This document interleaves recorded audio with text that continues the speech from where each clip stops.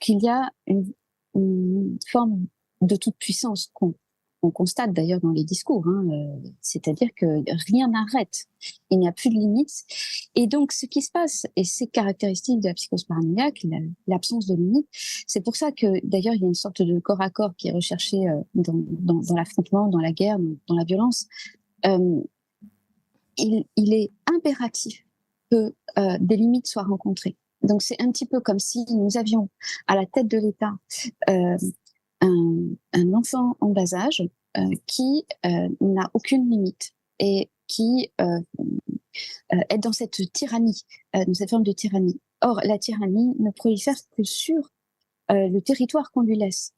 Donc, il est essentiel, et Hannah Arendt en parlait déjà, de maintenir, quelle que soit la difficulté que nous rencontrons, et Dieu sait si nous en rencontrons, et des représailles et des menaces, etc., mais de maintenir l'opposition et de la faire croître, parce qu'en réalité, quand cette opposition va disparaître, c'est là que nous allons découvrir le vrai visage de ce système totalitaire que pour l'instant nous n'avons pas vu. Je rappelle que j'ai dit dans 2020, nous étions à l'apéritif. Nous rentrons dans le menu principal. Et dans ce menu principal, il est vraiment important. Alors, je n'ai pas de solution, mais il est certain que si l'entièreté de la population prenait conscience et manifestait un non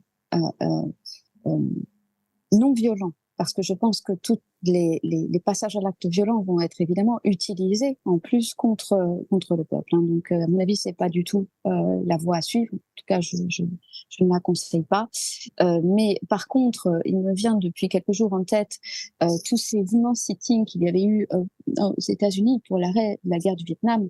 Et il me semble qu'on est dans cette situation. C'est-à-dire que si, effectivement, il y avait une prise de conscience générale, eh bien, il y a quelque chose de l'ordre d'une désobéissance civile pacifique à mettre en œuvre. Voilà, tout simplement.